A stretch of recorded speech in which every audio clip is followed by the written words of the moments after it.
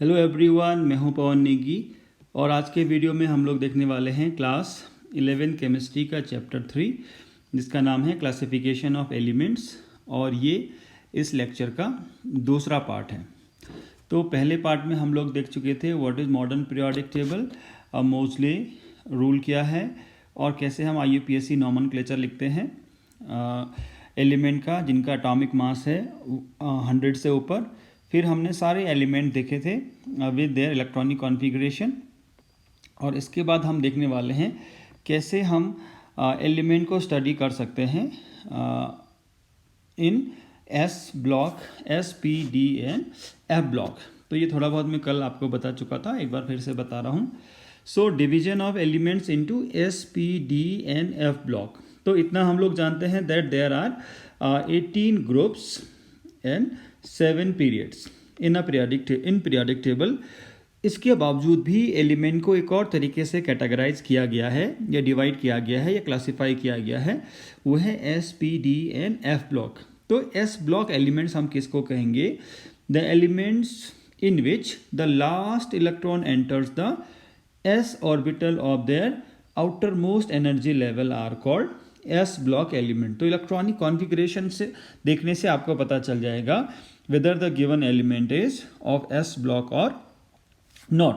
तो अगर आप जनरल इलेक्ट्रॉनिक कॉन्फ़िगरेशन देखेंगे तो ये है NS1 to 2। तो N क्या हो जाएगा? प्रिंसिपल क्वांटम नंबर इस केस में, और ये हो जाएगा valency shell. If N equal to 3 तो इसका मतलब है जो प्रिंसिपल क्वांटम नंबर है वो 3 है। और इससे एक और बात पता चलती है that the element belongs to third period. उसके बाद NS1 हो सकता है और NS2 हो सकता है, NS3 नहीं हो सकता है because S orbital can not contain 3 electrons. Maximum 2 electrons can be accommodated in the S orbital. तो जो NS1 वाले हैं ये सब के सब होते हैं फर्स्ट ग्रुप में। जो पहला हमने वर्टिकल कॉलम देखा था, lithium, sodium, potassium, rubidium, caesium and francium वाला। सो NS1 को हम कहते हैं एल्कली मेटल्स और ये है फर्स्ट ग्रुप। और NS2 इसके बाद क्या है? बेरिलियम, मैग्नीशियम वाला जो ग्रुप है वो हो जाता है एल्कलाइन अर्थ मेटल, और लिथियम, सोडियम वाला हो जाता है एल्कली मेटल। तो फर्स्ट और सेकेंड ग्रुप ये हैं, राइट। तो यहाँ पर अगर आप इलेक्ट्रॉनिक कॉन्फ़िगरेशन देखेंगे तो फर्स्ट ग्रुप के जो एलिमेंट हैं उनका इलेक्ट्रॉनिक कॉन्फ़िगरेशन में वैलेंसी शेल में लिख रहा हूँ। सो लिथियम का होता है 1s2 2s1, तो हमने केवल बाहर वाला लिखा है। फिर सोडियम का 3s1, पोटेशियम का 4s1, रुबिडियम का 5s1, सीजियम का 6s1 और फ्रेंशियम का 7s1। तो सब में कॉमन क्या है? S1 इलेक्ट्रॉनिक कॉन्फ़िगरेशन सब में कॉमन है और इसीलिए ये क्या है? एक ग्रुप के एलिमेंट हैं। और आपको अगर याद होगा मॉडर्न पीरियोडिक लॉ, तो वो क्या कहता है? Physical and chemical properties are the periodic function of atomic number. तो देखिए पीरियोडिक फंक्शन का मतलब है, यहाँ देखिए 3 से अगर आप 8 तक चलते जाएंगे तो 8 एटॉमिक नंबर के बाद क्या आ रहा है? 11, ठीक है। इसके बाद अगेन आप देखिए ये है आपका 11 से 19, अगेन 8, राइट। इसी टाइप से अगर आप यहाँ देखेंगे 19 से 37 तो ये हो जाएगा 18, 37 से आपका 55 तो ये कितना हो जाएगा? 37 प्लस 37 टू 55 तो 55 माइनस 37 तो अगेन ये कितना आ रहा है? 18, राइट। और यहाँ अगर आप देखेंगे 55 से 37 तो ये आएगा 32। तो ये एक डेफिनिट इंटरवल है और ये सारे ग्रुप्स में फॉलो होगा। तो लिथियम और sodium, potassium, rubidium, caesium, francium, इन सब की फिजिकल और केमिकल प्रॉपर्टीज सिमिलर होती हैं। That's why they are the element of same group. तो यही वो पीरियोडिक फंक्शन है, राइट। ऐसे ही अगर आप सेकेंड ग्रुप में देखेंगे तो beryllium, magnesium, calcium, strontium, barium and radium, right. Beryllium, magnesium, calcium, strontium, barium and radium. तो यहाँ क्या हो जाएगा? 2s2, 3s2, 4s2, 5s2, 6s2 and 7s2। तो ये इनके वैलेंसी शेल के इलेक्ट्रॉनिक कॉन्फ़िगरेशन है, राइट। और अगर आप यहाँ देखेंगे तो यहाँ भी वही चीज़ फॉलो होगी, 8, 8, 18, फिर 18 और लास्ट में कितना होगा? 32। तो ये वो क्या है? डेफिनिट इंटरवल है, राइट, जिसकी हम बात कर रहे थे।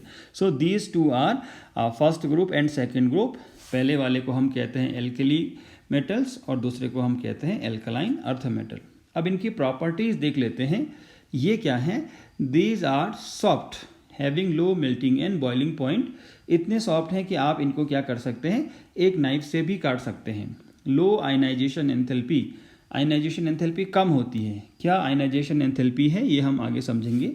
इसके बाद ये they are very reactive and form univalent and bivalent ions. ये जनरल प्रॉपर्टी मैं बता रहा हूँ इनकी एस ब्लॉक एलिमेंट की। वेरी रिएक्टिव का मतलब सोडियम बहुत जल्दी रिएक्ट कर जाता है, इसलिए आपने देखा होगा sodium is kept in the kerosene, उसको केरोसिन में रखा जाता है। अगर पानी के कांटेक्ट में आया तो बहुत जल्दी ये क्या कर देगा, इट विल कैच फायर। इसके साथ साथ these form univalent and bivalent. तो यूनिवेलेंट बनाएंगे ग्रुप 1 वाले और बाईवेलेंट बनाएंगे ग्रुप 2 वाले। जैसे सोडियम क्या बनाता है, Na पॉजिटिव, एक इलेक्ट्रॉन देने के बाद Na2 पॉजिटिव कभी भी नहीं बनेगा, राइट, क्योंकि Na पॉजिटिव में ही स्टेबल इलेक्ट्रॉनिक कॉन्फ़िगरेशन आ गया है, क्लास 9 से हम लोग पढ़ते आ रहे हैं। इसके बाद मैग्नीशियम हमेशा बनाएगा Mg2 पॉजिटिव प्लस 2 इलेक्ट्रॉन। तो ग्रुप 2 वाले बनाते हैं बाईवेलेंट और ग्रुप 1 वाले बनाते हैं univalent. Strong reducing agent, reducing agent वो होते हैं जो बहुत आसानी से इलेक्ट्रॉन दे देते हैं। तो एस ब्लॉक की element first group and second group, they are strong reducing agent. They impart characteristics colour to the flame. जब आप इनको बर्न करते हैं तो हर एलिमेंट की क्या आती है, एक स्पेसिफिक फ्लेम होती है जिसका एक स्पेसिफिक कलर होता है, राइट। और इसके साथ साथ ज़्यादातर ये कंपाउंड कैसे हैं, आयनिक। तो आयनिक कंपाउंड आपको पता है जो आयंस में टूट जाते हैं। तो NaCl will dissociate as Na positive plus Cl negative, right. KCl will dissociate as K positive plus Cl negative. और आपको पता होगा MgBr2 ये डिसोशिएट होता है कैसे, Mg2 plus plus 2Br minus, Br2 minus मत कर देना क्योंकि ब्रोमीन के ऊपर एक ही नेगेटिव चार्ज होता है। So these are the general properties of S block element. इसके बाद देखिए, और एक और बात, जो एस ब्लॉक हैं उनमें सारे के सारे मेटल्स ही हैं। दोनों ग्रुप में आपने देखा होगा alkali metal and alkaline earth metal, दोनों के दोनों में क्या है, मेटल हैं। इसके बाद है P block element, the element in which the last electron enters the P orbital of their outer most energy level are called P block element. तो अगेन अगर हम इलेक्ट्रॉनिक कॉन्फ़िगरेशन देखेंगे तो हमें पता चल जाएगा ये एलिमेंट पी ब्लॉक का है या नहीं है। और आपने देखा था जो एस ब्लॉक हैं वो कहाँ हैं, ग्रुप 1 और 2 में। इसके बाद जो पी ब्लॉक के एलिमेंट हैं वो कहाँ हैं, 13 to 18, जो ग्रुप है 13 to 18। और इसका जो जनरल इलेक्ट्रॉनिक कॉन्फ़िगरेशन वो होता है NS2 NP 1 to 6, मतलब P में 1 भी हो सकता है, 2 3 4 5 और 6, राइट। इससे ज़्यादा भी नहीं हो सकता है P में, और इससे कम, मतलब 1 से कम होगा तो S ब्लॉक का हो जाएगा। तो आप देखिए 13 ग्रुप की एलिमेंट। तो आपको एलिमेंट अगर याद करने हैं तो आप ग्रुप वाइज इनको याद कीजिए, पूरा पीरियोडिक टेबल आप एक साथ याद नहीं कर सकते हैं, राइट। सो 13 ग्रुप में है boron, aluminium, gallium, indium, thallium, और एक है आपका UTT अन ट्राइयम, राइट। तो इनकी अगर आप इलेक्ट्रॉनिक कॉन्फ़िगरेशन देखते हो वैलेंसी शेल में तो ये है 2s2 2p1, ऐसे यहाँ होगा 3s2 3p1, यहाँ होगा 4s2 4p1, 6s2 6p1 and so on, right. So ये है group 13।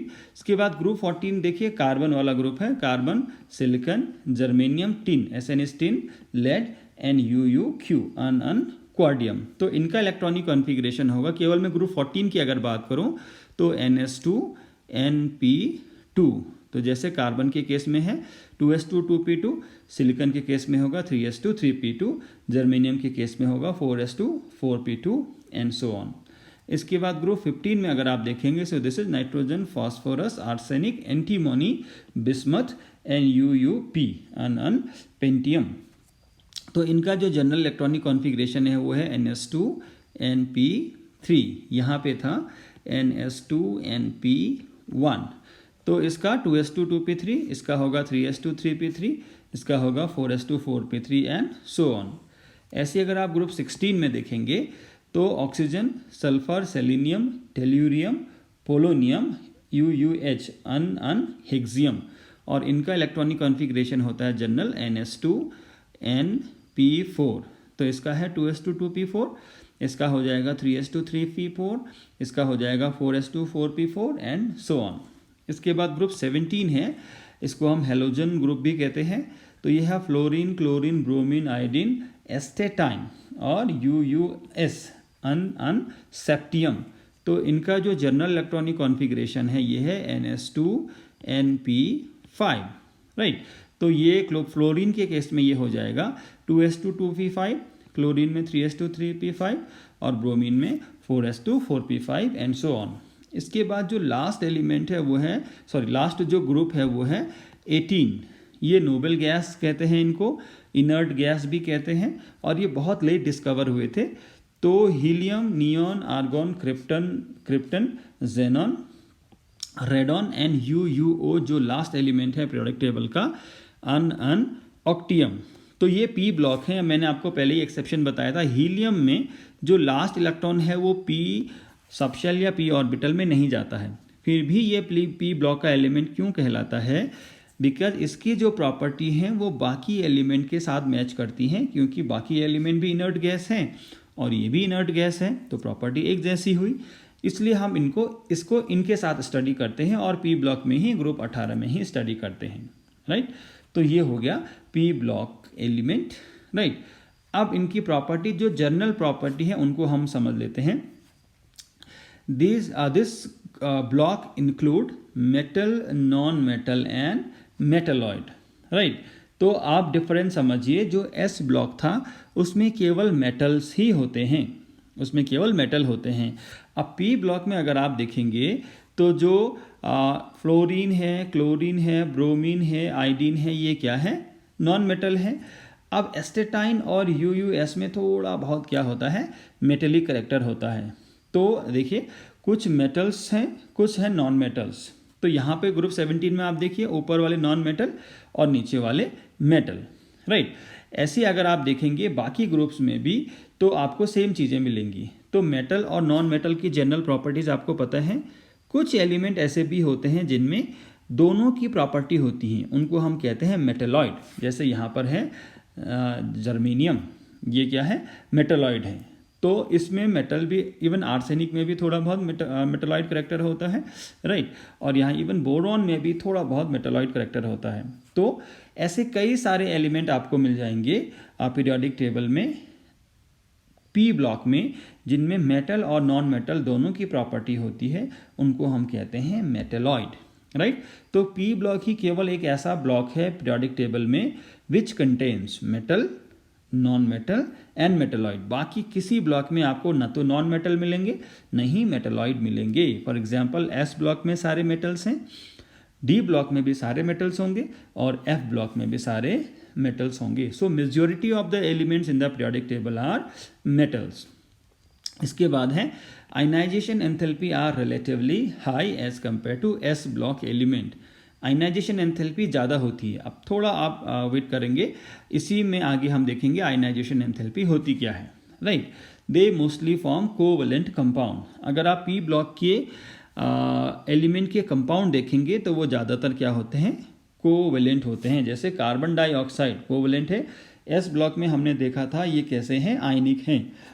Methane CH4, right. Ammonia NH3। तो नाइट्रोजन का कंपाउंड अमोनिया, कार्बन का कंपाउंड मीथेन, कार्बन डाइऑक्साइड और भी कई सारे एग्जाम्पल, ये क्या है? कोवलेंट हैं, right. Some element show variable oxidation state. कुछ एलिमेंट की एक से ज़्यादा भी ऑक्सीडेशन स्टेट होती है, जैसे PCl3, PCl5। ऑक्सीडेशन स्टेट का कॉन्सेप्ट और ज़्यादा हम समझेंगे आने वाले चैप्टर्स में। तो ऑक्सीडेशन स्टेट का मतलब है, अगर मैं यहाँ से 3 क्लोरीन निकाल दूँ तो फॉस्फोरस पे कितना चार्ज होगा? +3। और यहाँ से मैं 5 क्लोरीन निकाल दूँ तो फॉस्फोरस पे होगा +5। तो फॉस्फोरस +3 भी ऑक्सीडेशन नंबर दिखा रहा है और +5 भी, या इसको हम वेरिएबल वैलेंसी भी कह देते हैं, राइट। इसके बाद है number 1, there is what? Regular gradation from reducing properties to oxidizing properties as we move across the periods of this block. क्या हो रहा है, जब आप इसके पीरियड में मूव करते हैं from left to right, across the period लिखा है, across the period from left to right, तो कैसे चेंज होता है इनकी प्रॉपर्टी में, रिड्यूसिंग प्रॉपर्टी से ये बन जाती हैं ऑक्सीडाइजिंग प्रॉपर्टी। तो अगर मैं बात करूं पीरियड नंबर 1 की, तो इसमें हीलियम और क्या है आपका, सॉरी हाइड्रोजन और हीलियम है।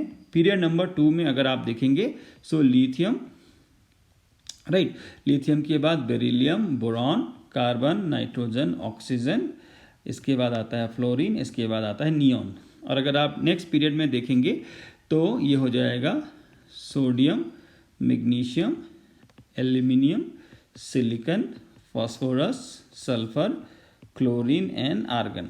अब ये वाला पॉइंट क्या कह रहा है, देयर इज रेगुलर ग्रेडेशन, मतलब change from reducing properties to oxidizing properties as we move across the period of this block. अगर हम इस ब्लॉक में बढ़ेंगे फ्रॉम लेफ्ट टू राइट, तो ब्लॉक का मतलब पी, तो पी में ये दो तो होंगे नहीं, ये होगा फ्रॉम ग्रुप 13। तो यहाँ से एल्यूमिनियम से अगर इधर आप बढ़ेंगे या बोरॉन से इधर आप बढ़ेंगे, तो ये जो लेफ्ट वाले एलिमेंट आपको दिखाई दे रहे हैं ये रिड्यूसिंग कैरेक्टर इनका होता है। जैसे एल्यूमिनियम, तो एल्यूमिनियम मेटल है, तो मेटल का रिड्यूसिंग कैरेक्टर होता है। एल्यूमिनियम में change into Al3 positive plus 3 electron under the given conditions. हमेशा ऐसा होगा, स्पॉन्टेनियसली ऐसा होगा ऐसा हम नहीं कह रहे हैं, but it may change under the given set of condition into aluminium ion by the donation of 3 electron. तो जो भी इलेक्ट्रॉन को डोनेट कर रहा है इसका मतलब है वो कैसा है, रिड्यूसिंग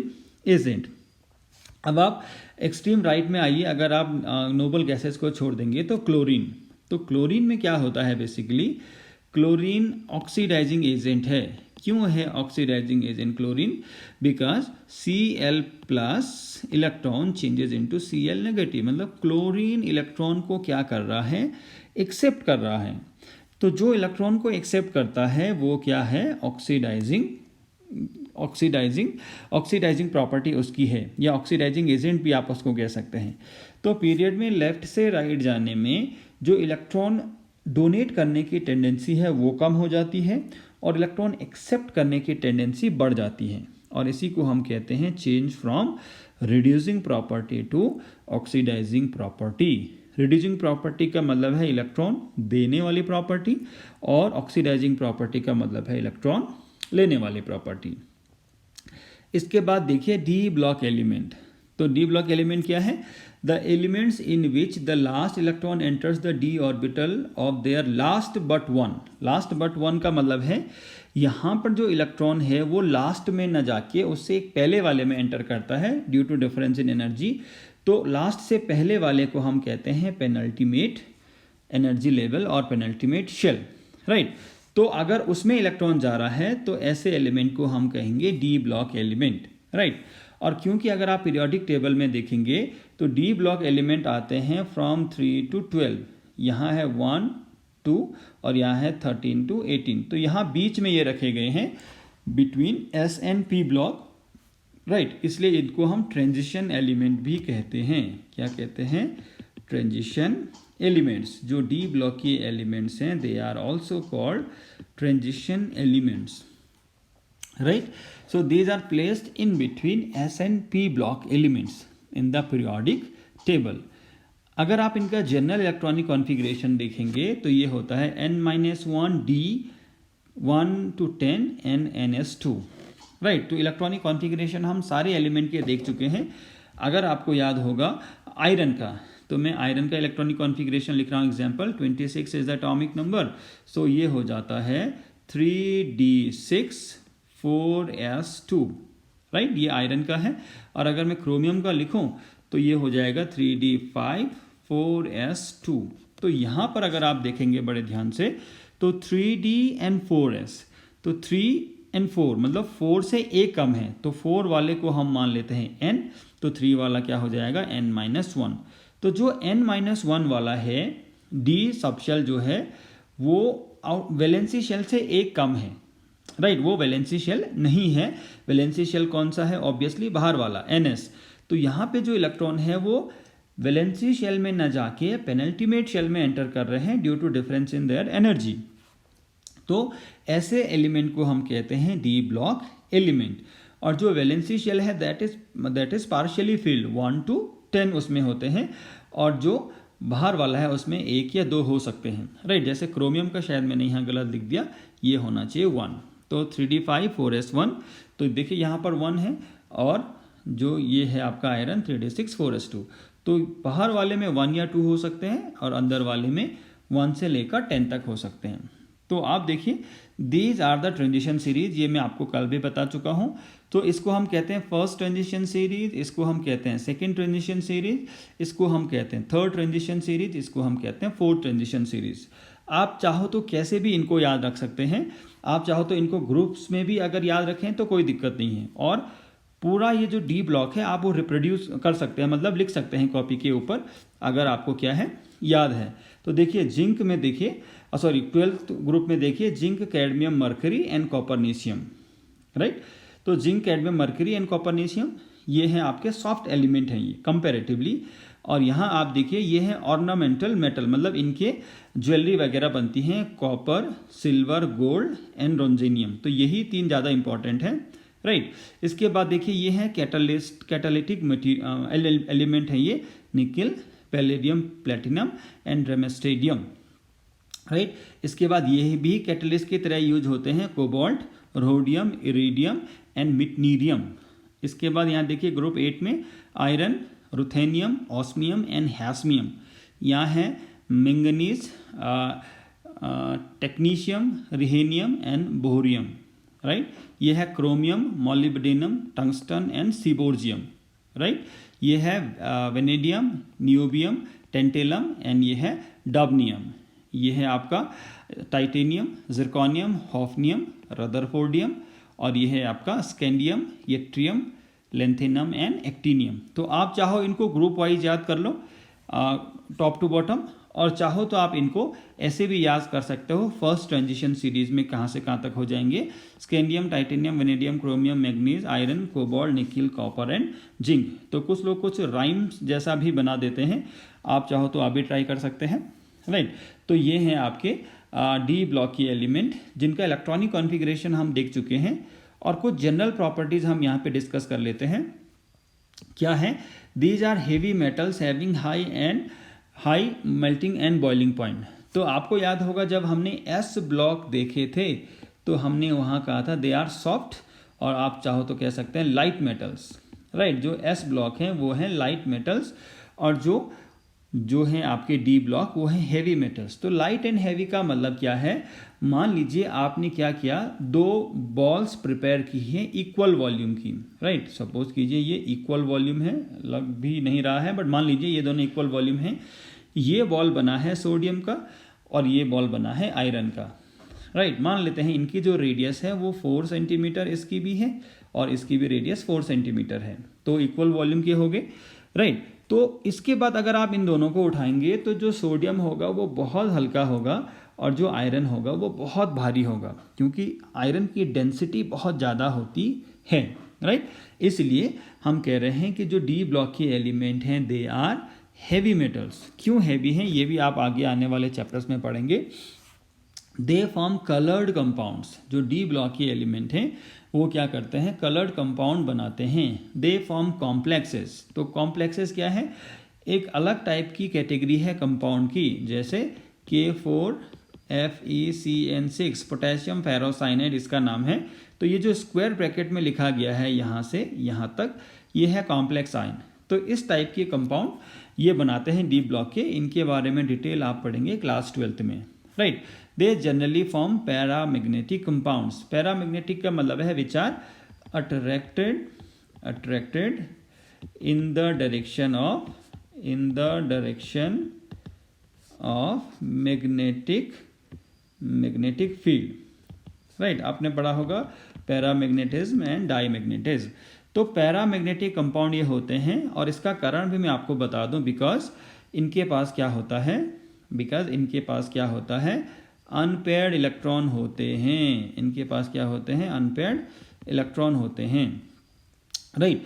इसलिए ये क्या बनाते हैं, पैरामैग्नेटिक कंपाउंड बनाते हैं। अब टॉपिक आया है तो एक बार हम देख लेते हैं अनपेयर्ड इलेक्ट्रॉन कैसे हम निकालेंगे, राइट। अनपेयर्ड इलेक्ट्रॉन कैसे हम निकालेंगे किसी भी मेटल में या आयन में, राइट। तो अनपेयर्ड इलेक्ट्रॉन निकालने के लिए हमें क्या करना है, उस एलिमेंट का एटॉमिक नंबर हमें पता होना चाहिए। मान लो अगर मैं आपको पूछूं आयरन 2 पॉजिटिव, आयरन 3 पॉजिटिव और आयरन में अनपेयर्ड इलेक्ट्रॉन निकालिए, राइट। तो पहले हमें इनका इलेक्ट्रॉनिक कॉन्फ़िगरेशन लिखना पड़ेगा। तो आयरन का होता है 3d5 4s2 सॉरी, तो ये है 3d और ये है 4s, right, 4s। So 1 2 3 4 and 5, इसमें इलेक्ट्रॉन देखिए 1 2 3 4 5 एंड 6 ऐसे फिल होगा और 4s2। अब अनपेयर्ड इलेक्ट्रॉन का मतलब है यहाँ देखिए आप ऑर्बिटल्स में जो पेयर्ड नहीं हैं, तो कौन कौन से पेयर्ड नहीं है, देखिए ये तो पेयर्ड है तो ये काउंट नहीं होगा, एक यहाँ अनपेयर्ड है 2 3 एंड 4, तो आयरन में 4 अनपेयर्ड इलेक्ट्रॉन हैं, राइट। आयरन 2 पॉजिटिव अगर मैं कहूँ तो 2 पॉजिटिव में क्या होगा, 2 इलेक्ट्रॉन निकल जाएंगे, तो 2 इलेक्ट्रॉन यहाँ से जाएंगे, तो ये क्या होगा, इसका इलेक्ट्रॉनिक कॉन्फ़िगरेशन रह जाएगा यही 1 2 3 4 एंड 5, तो 1 2 3 4 5 एंड 6, तो अभी भी यहाँ कितने अनपेयर्ड इलेक्ट्रॉन है 4। और अगर मैं कहूँ Fe3 पॉजिटिव, तो एक और इलेक्ट्रॉन यहाँ से निकलेगा। अब कौन सा इलेक्ट्रॉन निकलेगा, देखिए अगर आप ये वाला इलेक्ट्रॉन निकालेंगे तो ये तो वैकेंट हो जाएगा यहाँ, और यहाँ आपको मिलेगा pair, right. So this is violation of Hund's rule of maximum multiplicity. तो ऐसे केसेस में आपने पेयर वाले से इलेक्ट्रॉन निकालना है। तो ये क्या हो जाएगा दोस्तों, 1 2 3 4 एंड 5, सो 1 2 3 4 एंड 5, तो यहाँ है 5 अनपेयर्ड इलेक्ट्रॉन। इन्हीं अनपेयर्ड इलेक्ट्रॉन की वजह से इनमें क्या आता है, मैग्नेटिक कैरेक्टर आता है। दे show variable oxidation state, right. जैसे एग्जांपल है, देखिए आपके सामने Fe2 पॉजिटिव भी होता है, Fe3 पॉजिटिव भी होता है। Fe2 पॉजिटिव का इलेक्ट्रॉनिक कॉन्फ़िगरेशन ये है और Fe3 पॉजिटिव का ये है, तो ये है वेरिएबल ऑक्सीडेशन स्टेट। लोअर वाले को कहते हैं फेरस, हायर वाले को कहते हैं फेरिक। ऐसे Cu positive and Cu2 positive भी होता है। They are used as a catalyst, तो आपको पता होगा कई सारी रिएक्शंस कुछ सर्टेन सब्सटेंस की प्रेजेंस में बहुत आसानी से हो जाती हैं और उनको हम कहते हैं कैटलिस्ट। तो डी ब्लॉक के एलिमेंट कैटलिस्ट की तरह यूज होते हैं। जैसे आपको क्लास 10 का एक रिएक्शन याद होगा, CS2 double bond CS2 plus H2, इसको हम क्या कर देते हैं, निकल का प्रेजेंस में हीट कर देते हैं, तो ये बन जाता है CS3। तो यहाँ पे निकल क्या कर रहा है, ये यूज हो रहा है एज अ कैटलिस्ट, मतलब रिएक्शन को होने में ये हेल्प करता है, आसानी से रिएक्शन हो जाती है। तो निकल क्या है, आपका डी ब्लॉक का एलिमेंट है, राइट। तो ये हो गया डी ब्लॉक का एलिमेंट का जनरल प्रॉपर्टीज। इसके बाद जो है आपका है एफ ब्लॉक एलिमेंट्स। तो एफ ब्लॉक एलिमेंट क्या है, देखिए the element in which the last electron enters in the F orbital of their atoms are called F block element. तो वही डेफिनेशन है SPDF की। अब यहाँ पर एक अंतर है, डी ब्लॉक में आपने देखा था जो इलेक्ट्रॉन है वो एंटर करता है पेनल्टीमेट शेल में। पेनल्टीमेट शेल का मतलब है N-1 D, बाहर से एक अंदर। और यहाँ पे क्या होता है, the electron is added to the outer most energy level, मतलब एक और अंदर, D से एक और अंदर, दैट इज N-2F, और इसको हम कहते हैं एंटी पेनल्टीमेट शेल। तो एक है पेनल्टीमेट शेल और एक है एंटी पेनल्टीमेट शेल। तो यहाँ पर है N-2F, राइट। तो आप देखिए यहाँ पर क्या होगा, F सब शेल क्या होगा, आपका पार्शियली फिल्ड होगा। D भी हो सकता है, 0 से 2 तक इलेक्ट्रॉन इसमें हो सकते हैं, 0 से 10 नहीं है, 0 से 2, और यहाँ है NS2। तो आपको देख के ही पता चल जाएगा, अगर F सब शेल आपको कम पार्शियली फिल्ड दिखाई दे रहा है, मतलब वो F ब्लॉक का ही एलिमेंट है, राइट। तो NS2 से अंदर N-1 और एक और अंदर, तो यहाँ पर N-2 में इलेक्ट्रॉन जा रहे हैं, राइट।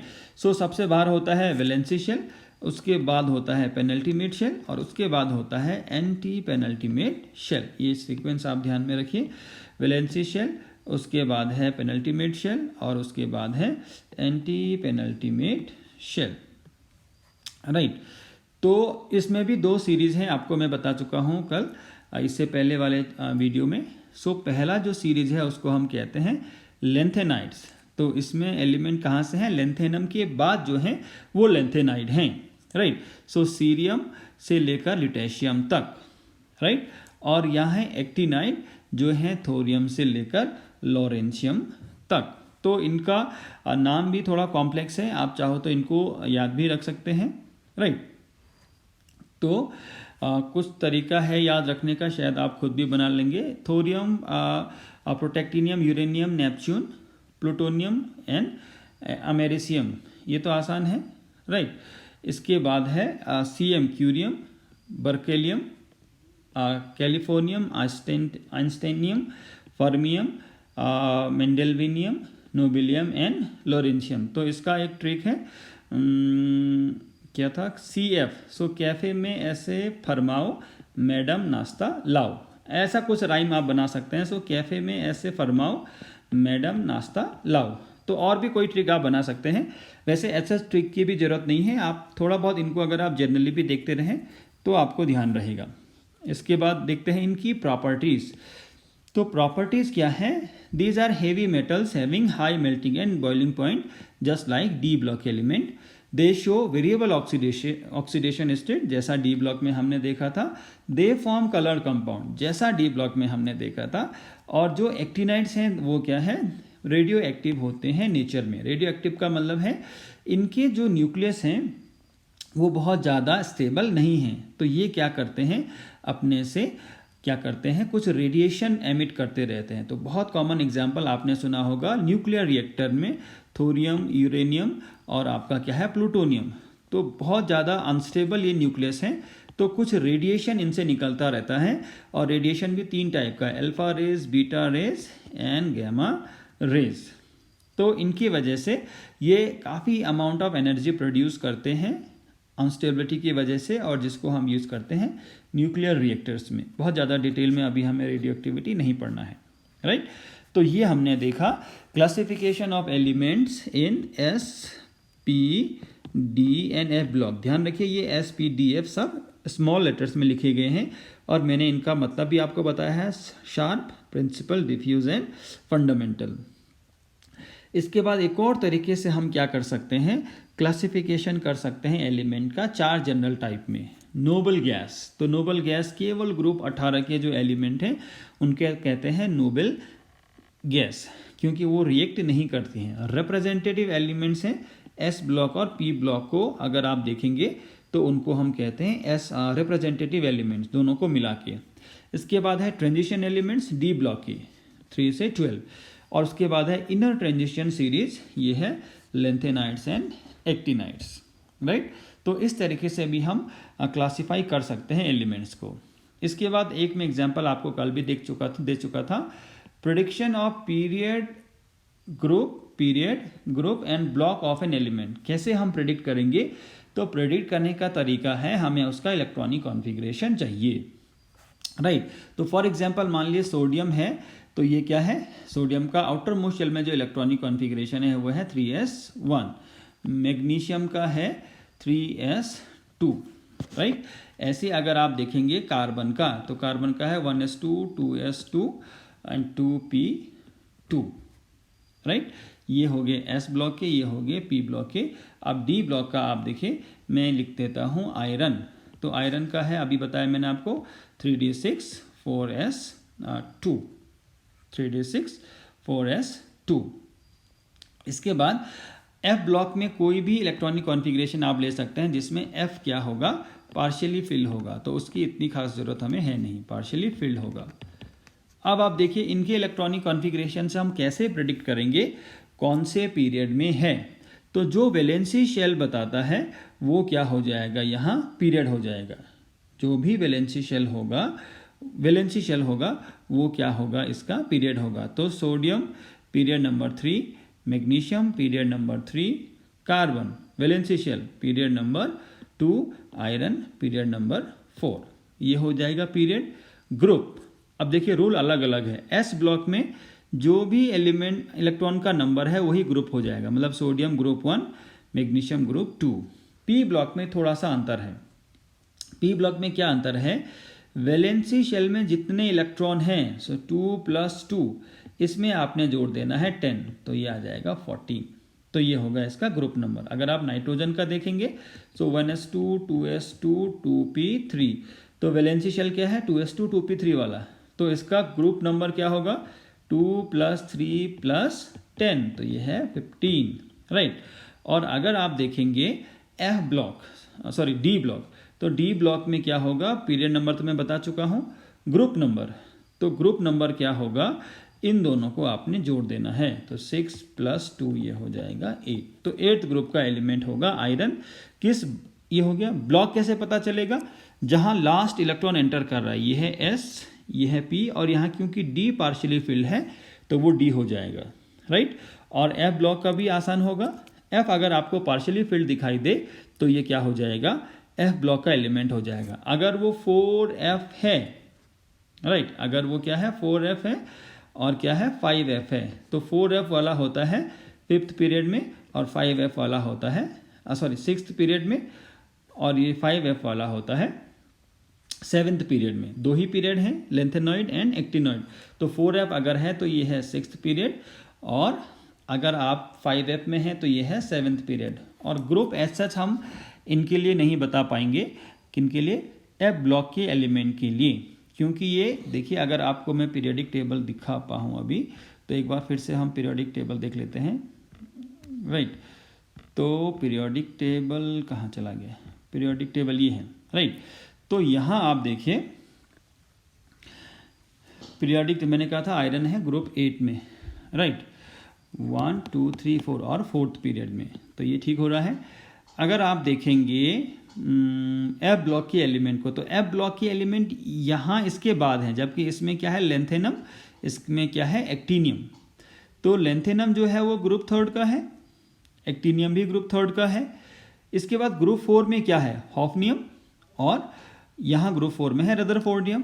तो इसी इनके बीच में कहीं है आपके lanthanoid series and actinoid series. तो इनके लिए एज सच ग्रुप हम नहीं बता के क्या बताते हैं, पीरियड। तो ये है आपका 6th पीरियड, ये है 7th period, right.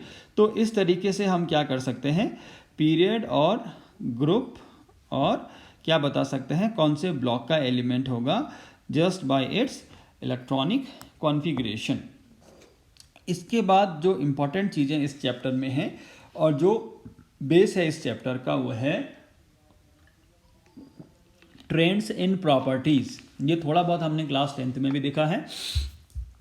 Trends in properties का मतलब प्रॉपर्टी कैसे चेंज होती हैं, राइट, प्रॉपर्टीज कैसे चेंज होती हैं। तो प्रॉपर्टी कैसे चेंज होती हैं, तो क्या क्या प्रॉपर्टीज हैं पहले वो समझ लेते हैं हम। एटॉमिक रेडियस, राइट, तो एटॉमिक रेडियस हम किसको कहेंगे, the distance from the centre of the nucleus to the outer most shell, right. मान लीजिए ये न्यूक्लियस है और ये पहला शेल है, ये दूसरा शेल है, और मान लीजिए इसमें 2 ही शेल हैं। तो एटॉमिक रेडियस डिफाइन है न्यूक्लियस से यहाँ तक की डिस्टेंस, दिस इज आर, ये है एटॉमिक रेडियस। ये इस तरीके से डिफाइन किया गया है, राइट।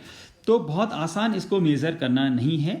तो हम क्या करते हैं बेसिकली, मान लीजिए आपके पास कोई कोवलेंट कंपाउंड है AA, या अगर मैं और ज़्यादा सिंप्लीफाई करूँ तो HH, राइट। तो इस केस में इस टाइप को हम कहते हैं होमोन्यूक्लियर मॉलिक्यूल, क्योंकि इनमें दोनों मॉलिक्यूल सेम हैं। तो हम क्या करते हैं, अब ऐसा ये रेडियस मेजर करना पॉसिबल नहीं होगा, राइट। तो हम क्या करते हैं, हम यहाँ पर इस डिस्टेंस को मेजर करते हैं, इंटर न्यूक्लियर डिस्टेंस को। मान लीजिए ये है x पिकोमीटर, पिकोमीटर होता है 10⁻⁻12। तो इतना अगर है तो इनके बीच के डिस्टेंस हाइड्रोजन 1 और हाइड्रोजन 2, तो यहाँ पर हाइड्रोजन का जो रेडियस हो जाएगा वो हो जाएगा x/2, राइट। तो इस तरीके से हम क्या करते हैं, मेजर करते हैं एटॉमिक रेडियस को। अब हमने देखना है इसका ट्रेंड। ट्रेंड का मतलब है ये कैसे चेंज होगा इन अ पीरियड, जब आप लेफ्ट से राइट जाएंगे, और इन अ ग्रुप जब आप टॉप से बॉटम जाएंगे, right. So variation in a period, the atomic radii radii plural form of radius, decreases with increase in atomic number on moving from left to right in a period. जब आप period में left से right जाएंगे तो ये क्या होगी, decrease होगी एटॉमिक रेडियस। क्यों डिक्रीज होगी वो भी समझ लीजिए।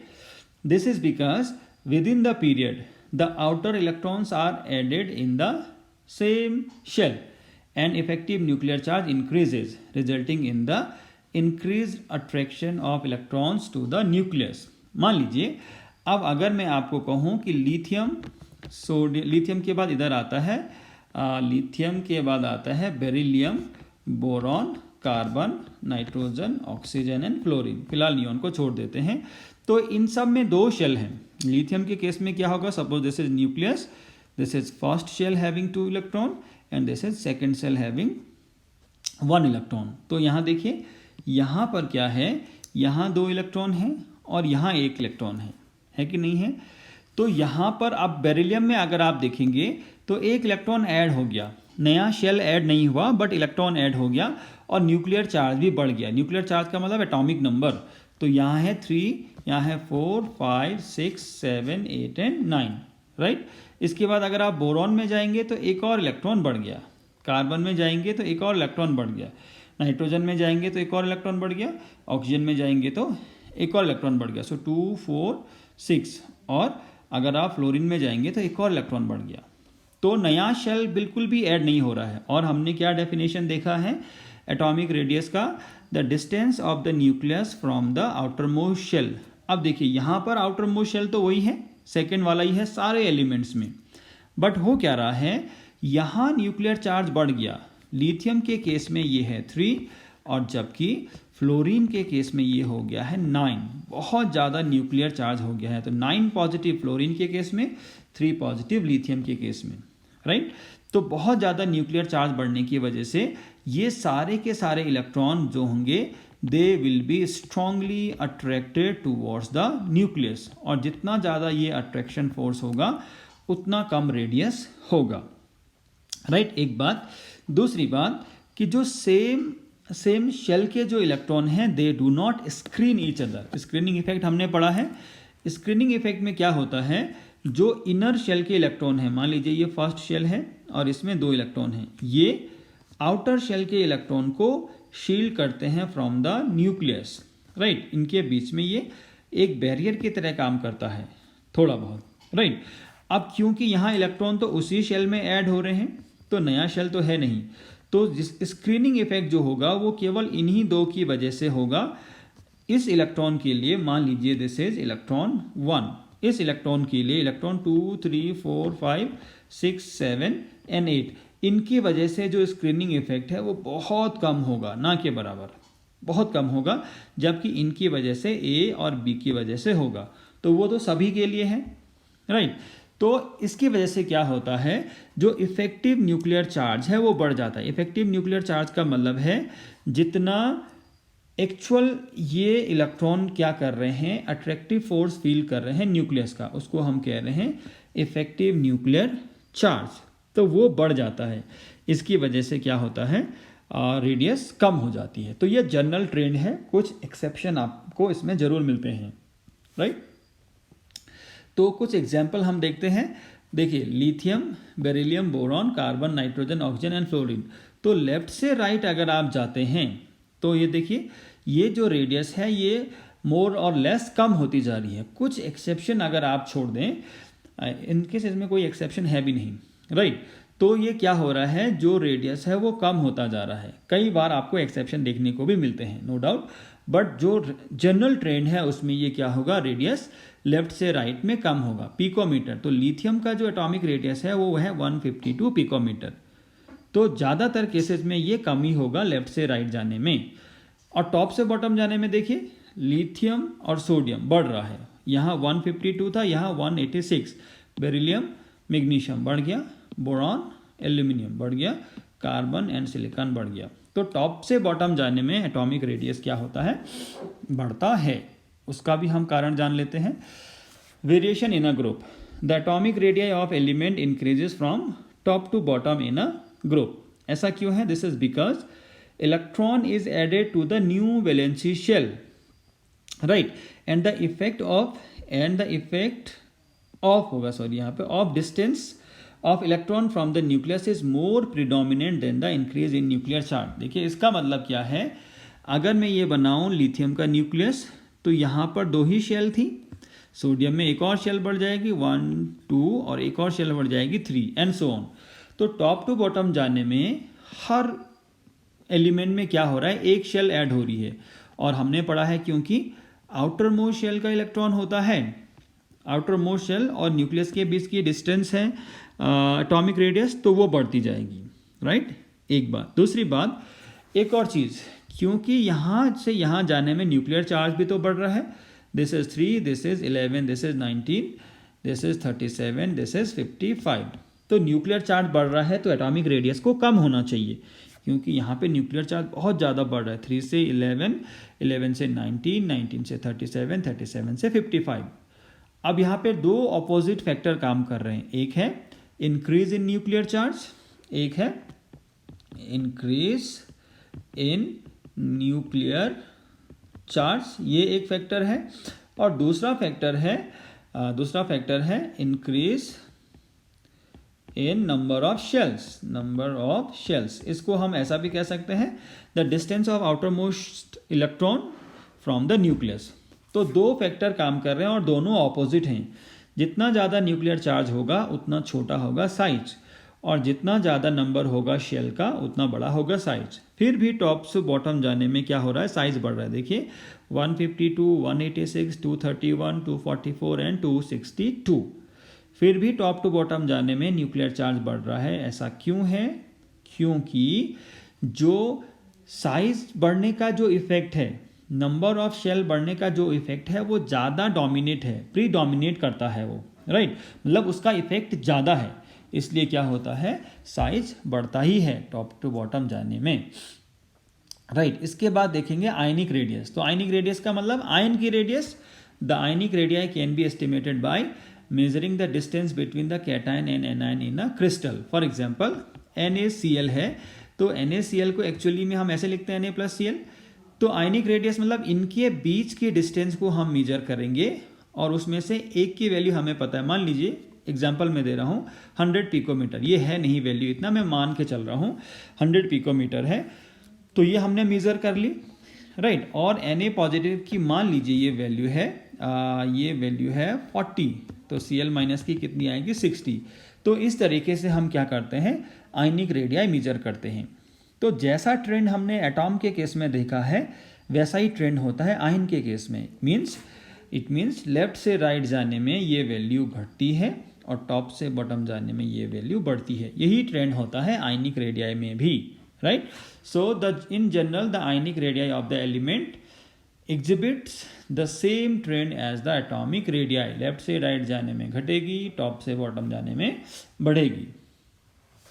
एक और चीज आपने पढ़ी होगी क्लास 10th में, the size of cation is always smaller than that of anion is always larger than the parent atom. तो 2 एग्जाम्पल मैं आपको यहाँ पर ले रहा हूँ, Na और Na, राइट। तो Na का इलेक्ट्रॉनिक कॉन्फ़िगरेशन 281, Na पॉजिटिव का 28, इसमें न्यूक्लियर चार्ज है 11 और इसमें भी न्यूक्लियर चार्ज है 11। न्यूक्लियर चार्ज नहीं चेंज होता है, ये आप ध्यान रखिए। क्यों न्यूक्लियर चार्ज है मतलब नंबर ऑफ प्रोटॉन, क्योंकि प्रोटॉन ही न्यूक्लियस में होते हैं, ये आप पढ़ चुके हैं क्लासेस में। तो सोडियम पॉजिटिव के केस में प्रोटॉन तो 11 ही है, क्योंकि इलेक्ट्रॉन गया है, प्रोटॉन नहीं गया है, राइट। तो सोडियम पॉजिटिव छोटा होगा सोडियम से। क्यों? आप देखिए यहाँ पर 3 शेल हैं, यहाँ पर केवल 2 शेल हैं। यहाँ पर 11 इलेक्ट्रॉन को अट्रैक्ट करना पड़ रहा है और यहाँ पर 11 प्रोटॉन को केवल 10 ही इलेक्ट्रॉन को अट्रैक्ट करना पड़ रहा है। तो इफेक्टिव न्यूक्लियर चार्ज क्या होगा, बढ़ जाएगा, ज़्यादा स्ट्रांगली क्या करेगा, 11 प्रोटॉन 10 इलेक्ट्रॉन को अट्रैक्ट करेंगे। इसलिए जो कैटायन होता है वो हमेशा पेरेंट एटम से, मतलब जिससे ये बना है उससे छोटा होता है, राइट। इसके बाद हम देखते हैं एनायन का क्या केस है। तो एनायन में क्या होगा, इसका ऑपोजिट होता है। अब मैं एक एग्जांपल ले रहा हूँ Cl, तो आपको पता है 287, यहाँ Z कितना है 17, 3 शेल है, यहाँ Cl नेगेटिव ये है 2 8 8, यहाँ Z कितना है 17। अब आप देखिए यहाँ ना तो Z चेंज हुआ ना ही नंबर ऑफ शेल चेंज हुई, फिर भी इसका साइज बढ़ गया। क्यों? क्योंकि यहाँ इफेक्टिव न्यूक्लियर चार्ज कम हो गया है, लेस। क्यों हुआ ऐसा देख लीजिए, यहाँ पर 17 प्रोटॉन को 17 इलेक्ट्रॉन को अट्रैक्ट करना पड़ रहा है, तो हर इलेक्ट्रॉन कुछ ना कुछ अट्रैक्टिव फोर्स फील करेगा, कुछ भी करेगा। मान लीजिए उसकी वैल्यू है, यूनिट है 100, मान लीजिए, ये मैं ऐसे ही आपको समझाने के लिए बोल रहा हूँ, राइट। अब यहाँ देखिए यहाँ कितने इलेक्ट्रॉन है 18, और प्रोटॉन अट्रैक्ट करने वाले अभी भी 17, प्रोटॉन अट्रैक्ट करने वाले अभी भी 17। तो कम प्रोटॉन को ज़्यादा इलेक्ट्रॉन को अट्रैक्ट करना पड़ रहा है, तो ये जो पहले 100 फील कर रहे थे, मान लीजिए वो अभी 90 फील करेंगे, तो कम फील करेंगे, राइट। यहाँ पर 17 इलेक्ट्रॉन 17 प्रोटॉन 17 इलेक्ट्रॉन को अट्रैक्ट कर रहे हैं, और यहाँ पर 17 प्रोटॉन 18 इलेक्ट्रॉन को अट्रैक्ट कर रहे हैं। तो हर इलेक्ट्रॉन के हिस्से में जो अट्रैक्टिव फोर्स आएगा न्यूक्लियस का वो कम होगा, तो कम वो खींचेंगे टुवर्ड्स द न्यूक्लियस। इसका मतलब है उनका जो साइज होगा एटम का वो बढ़ जाएगा, क्योंकि वो बहुत स्ट्रांगली न्यूक्लियस की तरफ नहीं अट्रैक्ट हो रहा है, राइट। ये एक पॉइंट था। इसके बाद ये है एक पॉइंट इसमें है isoelectronic species. In isoelectronic species the ionic size decreases as the nuclear charge increases. तो पहले तो हम समझ लेते हैं आइसो इलेक्ट्रॉनिक स्पेसीज का मतलब होता है ऐसे स्पेसीज जिनमें सेम नंबर ऑफ इलेक्ट्रॉन होते हैं, जिनमें क्या होते हैं, सेम नंबर ऑफ इलेक्ट्रॉन होते हैं। तो आप देखिए नाइट्राइड आयन में, नाइट्रोजन में होते हैं 7 और 3 नेगेटिव 10, ऑक्सीजन में होते हैं 8 और 2 नेगेटिव, मतलब 2 इलेक्ट्रॉन आए हैं 10, तो सब में क्या होगा 10 इलेक्ट्रॉन हैं। आप चाहो तो देख सकते हैं मैग्नीशियम में 12 होते हैं, 2 दे दिए तो 10 ही बचे। बट न्यूक्लियर चार्ज कभी भी चेंज नहीं होता है जब भी आयन बनता है। तो नाइट्रोजन के केस में या नाइट्राइड आयन के केस में ये है 7, इसमें 8 9 10 11 12 एंड 13। तो यहाँ पर आप देखिए 13 न्यूक्लियर चार्ज को केवल 10 इलेक्ट्रॉन अट्रैक्ट करने पड़ रहे हैं, तो बहुत स्ट्रांगली अट्रैक्ट करेगा। यहाँ पर 12 न्यूक्लियर चार्ज को 10 इलेक्ट्रॉन अट्रैक्ट करने पड़ रहे हैं, तो इससे थोड़ा कम अट्रैक्ट करेगा। यहाँ पर 11 को 10, यहाँ पर 9 को 10, तो थोड़ा मुश्किल होगा। यहाँ पर 8 को 10 और यहाँ पर 7 को 10। तो जितना ज़्यादा न्यूक्लियर चार्ज होगा उतना स्ट्रांगली जो इलेक्ट्रॉन क्लाउड है, राइट, इलेक्ट्रॉन क्लाउड का मतलब न्यूक्लियस के सराउंडिंग में जो इलेक्ट्रॉन मूव कर रहे हैं ऑर्बिट्स में, वो उतना स्ट्रांगली न्यूक्लियस की तरफ अट्रैक्ट होंगे, और जितना स्ट्रांगली न्यूक्लियस की तरफ अट्रैक्ट होंगे उतना कॉम्पैक्ट या उतना छोटा साइज होगा। और इसकी न्यूमेरिकल वैल्यू भी आपके सामने है। रेडियस नाइट्राइड आयन का 171, फिर ऑक्साइड आयन का 140, फ्लोराइड आयन का 136, सोडियम का 95 और मैग्नीशियम का 72 और एल्यूमिनियम का है कितना 50, राइट। सो इस तरीके से ये हमने देखा variation of atomic radius. So this was all about the part 2 of classification of element. तो आई होप आप लोगों को समझ में आया होगा जो भी हमने इसमें देखा है, और बाकी इसमें अभी काफ़ी कुछ है तो वो हम आने वाले लेक्चर्स में देखेंगे। And thank you very much for watching. Thank you.